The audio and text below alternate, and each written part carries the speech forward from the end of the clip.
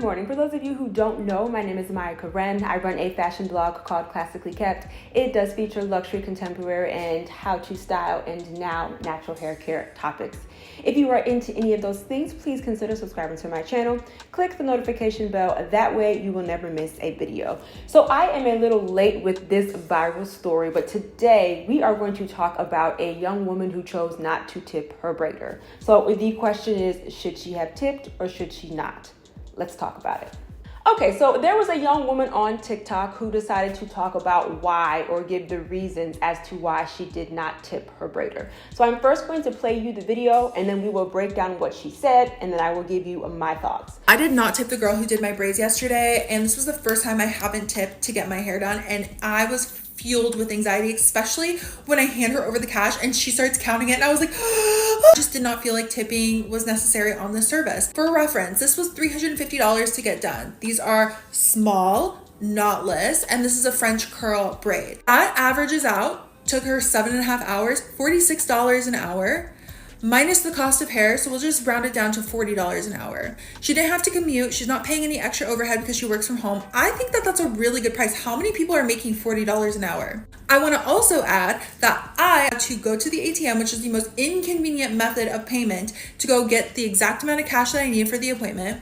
I also had to come washed, conditioned, and blow dried, and I was the one that had to do the commuting. This is no shade, no tea, no nothing. This was the most comfortable braiding experience I've ever gotten. She was the best braider I've ever had, and I will definitely be going back to her. A lot of people say tipping is how you say thank you, but to me, saying thank you is how you say thank you. Respecting people's policies, arriving to your appointment on time, being respectful of the space that you're in, letting them take photos of their work after, and maybe telling your friends, or if you have a social media following, that to me is how you say thank you. We don't need to bump someone's $40 an hour work up to $45 to say thank you. Sue me. Okay, so let us break down what she said in the video. I will give my commentary, and then if she does not address something, I will give my thoughts. So the very first thing is that she stated that she paid $350 for these knotless braids with a French curl. You guys know that I am so far removed from the salon world and the braiding world when it comes to hair. Some people in the comments were stating that it doesn't look good for $350. Some people were stating that that's not $350 worth of work and you should have gone to somebody else. She set you up. Some people were saying it looked good. Some people were saying that it didn't, okay? But she listed that she did pay this woman $350 for knotless braids that had a French curl at the bottom. And one of the things that she did mention is that this was actually the first time that she did not tip one of her braiders. And she said that when she handed the woman the money for her to count it to make sure that it was $350, she was actually very anxious. And we will actually get into this whole tipping thing and tipping culture and tipping fatigue when we talk about my thoughts. But she did state that she was very anxious. The next thing is that she actually breaks down the time that it took. And if she broke it down hourly, the woman was getting paid anywhere from 40, rounding up or rounding down with the cost of hair, about $40 an hour. For most Americans, and she does ask in the video, do you know someone who is actually making $40 an hour? So she breaks it down. She said she paid $350. She said that the woman did her hair. It took her about 7 hours, which is about $45 an hour. She said that she brought it down to $40 to account for hair. The next thing that she states is that she is actually the one that did the commute. She is actually the one that got in her car, had to pay for gas or had to use some of her gas to go to the braider's home. For some people, they're saying, well, that doesn't really matter. Even if she was at a hair salon, you still would have had to commute. That is correct, but her next point is talking about overhead. And if you don't know, or if you are not a part of that world, when someone is talking about overhead when it comes to a barber or when it comes to a cosmetologist, hairstylist, or braider, typically they pay booth rent. You can pay booth rent in two ways. The person who actually owns the establishment or owns the business can say, hey, your weekly rate is this, you pay them that, and then you take home the rest. Or they take home a percentage. So when she's talking about overhead, I believe she's talking about things that are specific to a hairstylist, right? Another thing could be rent. Let's say the braider that she went to was the owner of the establishment. She would have had to have paid insurance. She would have to pay the electric bill. She'd probably have to pay wireless. She might even have a security camera. But I think one thing that's very specific in what she was referring to is the fact that since she is braiding at her home, she does not answer to someone, or she does not have to pay booth rent or if she's the owner of the establishment, she does not have to pay rent for the actual building. The next thing that this young woman states is that she was the one that had to go to the ATM and take out money, which she found very inconvenient. Just judging by the way that this young lady was speaking, what type of hairstyle she got, and just her look, she seems to me to be a Gen Alpha or a very young millennial. Gen Alphas want instant everything. They don't want to be inconvenienced, and everything needs to be at the tip of the hat or needs to be right there, and they can press their finger and it happens. So clearly it bothered her because she listed it as one of the reasons as why she did not tip the braider. For her, it is an inconvenience. The next reason why she stated that she did not have to tip, or why she felt like she did not have to tip, and we will get into this when we get into my thoughts because I come from a different era. She stated that she had to come shampooed, conditioned, and blow dried. So essentially all she did was sit in this woman's chair. She did the parting, which there are some hairstylists who are charging for parting. She essentially parted her hair and did the added hair, and then she curled the ends. I think for the generation that is coming up, and I think for a lot of the braiders or hairstylists that we have now, I think a lot of them, number one, are not licensed, and number two, they just simply don't know how to do those types of services, or they do not know how to do them properly. I think what she's alluding to, which a lot of people are alluding to, is that the fee and the service don't equate. Basically, she had to do half of the service herself, but we will get into that because I think that is a major concern and a major pain point for a lot of women who choose to go into the salon. So a lot of people were saying that since this is the best braiding experience that you have had, why didn't you tip? She follows it up to say that I think that saying thank you is just saying thank you. She does say a couple of other things. She says there are different ways that you can also say thank you that are not monetary. And basically what she was saying is you respecting people's policies, showing up on time, respectful of the space that you're in, letting them take photos, and telling a friend or posting on social media if you have a community or if you have a following. She then also talks about, again, she starts talking about money.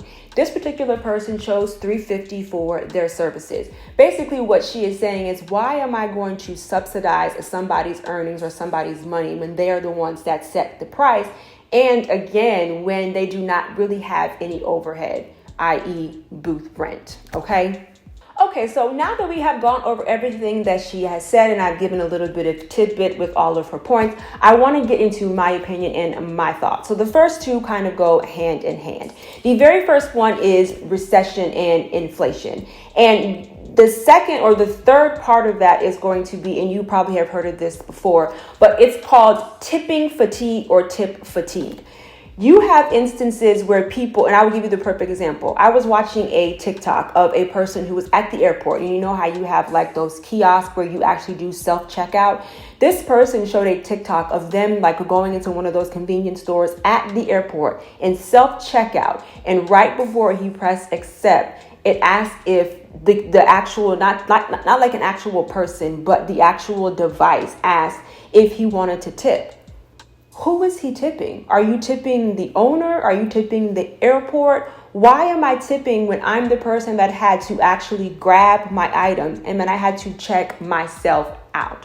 So I think for a lot of people, when it comes to tipping, I think a lot of people are tipped fatigued, but we're also starting to tip in places that we have never tipped before. Now, I will say this, as far as my salon experience, when I was relaxed, my mother and I used to get relaxers, I believe, every 2 months. My mother has always, and I have been myself, because I have worked in the service industry and, the tips are needed. That is, a livelihood for a lot of people.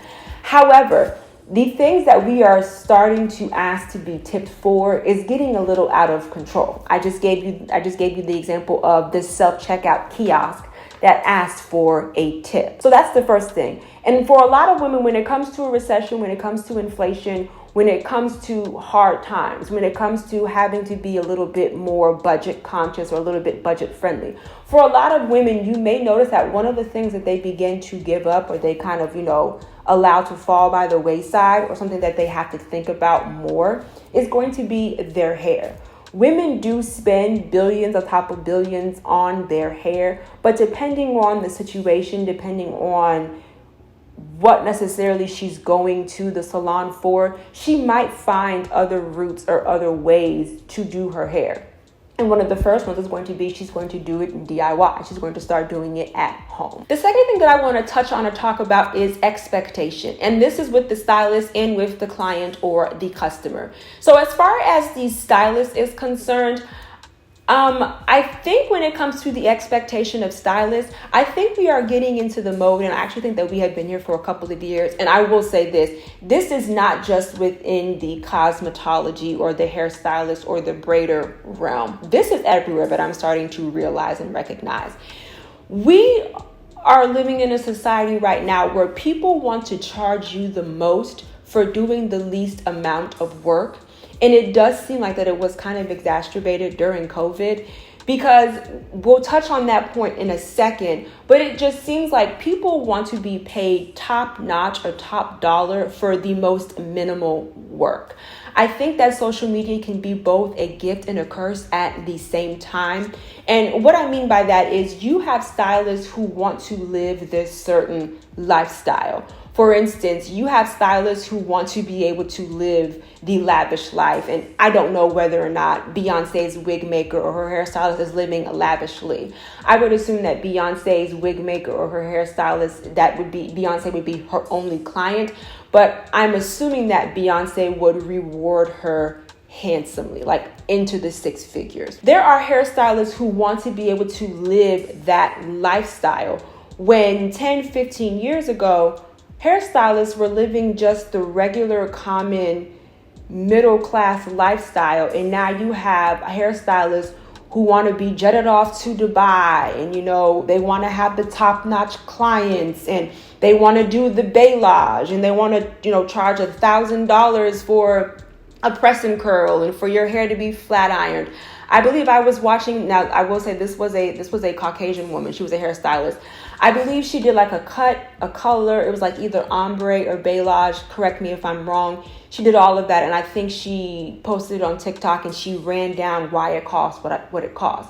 At the end of the day, her client paid her, I want to say it was like $12.50. To me, that is astronomical for a cut, style, shampoo, wash, and condition. But she has clients who pay for it. But I think there are stylists who see things like that and expect the exact same type of clientele, okay? So when it comes to the expectations of the stylist, I think that they are trying to do the least amount of work, but they want to charge you top dollar. I do also think when it comes to expectations, I think a lot of people will say this when I talk about specifically stylists or cosmetology videos, that a lot of women, although it seems like a lot of women are going back to relaxers, a lot of women are also either choosing to stay natural or are going back to being natural. And what a lot of people are saying is that they think basically for a lot of these cosmetologists, hairstylists, and braiders, they think it is a money grab. They want to introduce you to all these types of products, all these new bandwagons, all of these new trends, and really it's detrimental to your hair. The next thing is the expectation for the customer or the client. So let me kind of expand what I was talking about earlier. When I was growing up, so this was back in, let's say, I would say 2004, 2005, 2006, 2007. I graduated high school in 2007. I was relaxed and my mother was relaxed as well. As you heard me say earlier, we used to go to the salon for a relaxer every 2 months and then we would maintain at home. The only time my mother and I would go to the hair salon was for a relaxer. And my mother's probably going to watch this video, or I could probably call her and ask her. The cosmetologist that we went to for both of us did the entire service. She shampooed, she conditioned, she did a treatment, she blow dried. If I needed a trim, she would trim. She would give me a doobie, she would give me a wrap. Everything that needed to be done to my hair, as you guys keep hearing me say, from cradle to grave, is what my licensed cosmetologist did. So when I'm talking about my experience and my expectation, when I go to a hair salon, I am expecting to get the full service. If you want me to come shampooed, conditioned, and blow dried, that is 50% of the service. Why am I being charged a full price? $350, and as I said, I'm not an expert when it comes to wigs and weaves and braids and knotless and non-knotless and medium length, long length. But to me, $350 seems excessive when the young woman had to do half of the service herself. As I said earlier, she essentially came to this woman's house. She parted her hair. Yes, there are braiders who are charging to part hair, but essentially she parted her hair. She added the hair, and then she did the French curl. That is it. And as a matter of fact, I would actually even argue that the portion that the braider did was actually the easiest part. Why am I paying you a full service fee or a full service amount for a service that I did half of myself? When I keep hearing people on TikTok, Instagram, YouTube keep talking about these braiders are charging them $400 and $500 and $600 for a temporary hairstyle that they actually had to do the preparation themselves, that to me seems excessive. And the last thing that I want to touch on, because a lot of people were saying this in the comments, is the price is the price. However, if she wanted to be compensated more or if she wanted to be paid more, a lot of people, what they were saying is that people need to start including the tipping amount or what they actually want into the actual amount or the actual service price. A lot of times you will hear I know in California, there are several restaurants that are starting to add like a health fee to your bill. And basically what it is that the restaurateur or the owner of the restaurant is trying to pass off the actual health bill or the health insurance for their workers onto you. So I think what a lot of people were saying in the comments is that that was her price. That's all you need to pay her. There were some people in the comments that were saying, again, if that was your best experience, you should have tipped her. Other people were saying, saying thank you or how you say thank you when it comes to this service industry is you tip. So my final thought is, if I am doing half of the service and I am simply coming to you for you to part my hair and for you to just add the excess, but for you to add the hair extensions, I'm not going to tip you for doing half of the service. I remember when I went to the salon, even though it was crowded and even though I was there all day, I still remember it being an experience. Again, like I said, I come from the era where your licensed cosmetologist did the entire service, and it was an experience. I know for me, you guys always hear me talk about how therapeutic it is for me to do my hair, but one of the most luxurious things to me is a scalp massage. If you have never had one, I encourage you to get one. But just getting the scalp massage, getting the treatments, being able to talk, being able to converse, it is an experience.